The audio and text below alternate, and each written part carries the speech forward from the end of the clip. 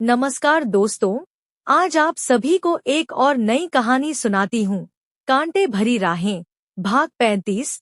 आप सभी से अनुरोध करती हूँ कि हमारे चैनल को लाइक करें, शेयर करें, कमेंट्स और सब्सक्राइब कीजिए ताकि रोज ऐसे कहानी सुनाती रहूं।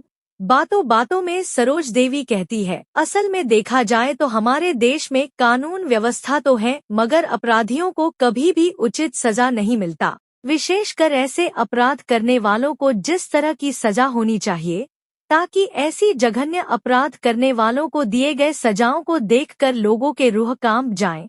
अगर ऐसा होता तो लोगों के मन में डर होता, जैसा कि बहुत से देशों में है। उन्हें खुलेआम बीच बाजार में या तो किसी सार्वजनिक स्थान पर लटका कर उसे विभत्स रूप से सजा दी जाती है।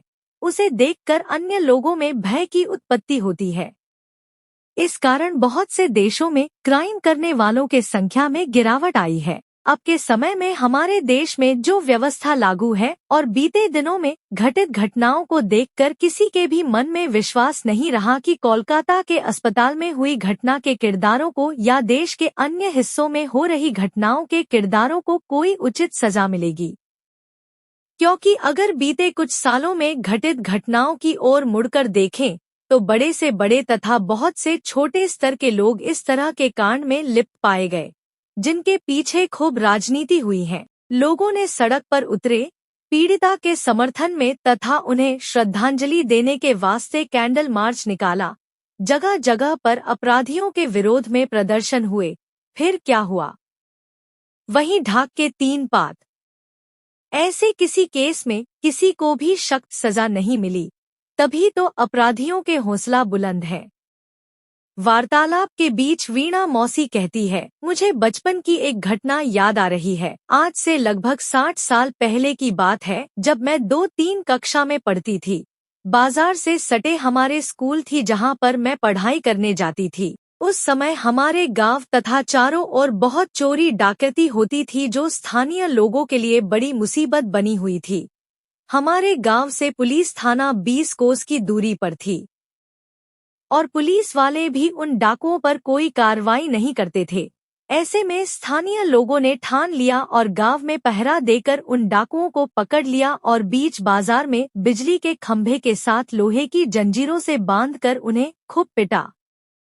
और ऐसे पिटाई करने की सिलसिला लगातार 10 दिनों तक चलता रहा। उन्हें खाना और पानी तो पिलाते थे, मगर जमकर धुनाई भी करते। मार पिटाई के कारण उनके शरीर से खून निकलती थी। उनके जख्म पर मिर्ची और नमक डालकर उन्हें यातनाएं दी जाती रही, क्योंकि डाकुओं ने गांव के बहुत से लोगों को गोलियों से भून डाला था। ऐसे में उन्हें ऐसी यातनाएं देकर मारा गया।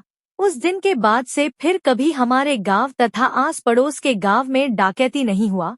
जो भी उन डाकुओं के संग रहे वह लोग भी डकैती करने को हिम्मत न करते। वार्तालाप के बीच सरोज देवी कहती है, आजकल लड़कियों के साथ जो अपराध हो रही है, उसके लिए कहीं न कहीं हमें तथा हमारे समाज के साथ साथ सरकार तथा कानून प्रक्रिया को दायबद्ध करने पर भी विचार किया जाना चाहिए। क्योंकि हमारे घर के लड़के ऐसे जघन्य कृत्य क्यों करेंगे?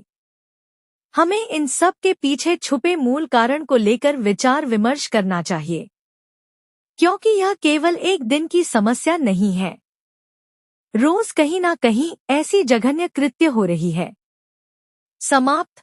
कहानी के अगले भाग के लिए हमारे साथ बने रहिए। धन्यवाद।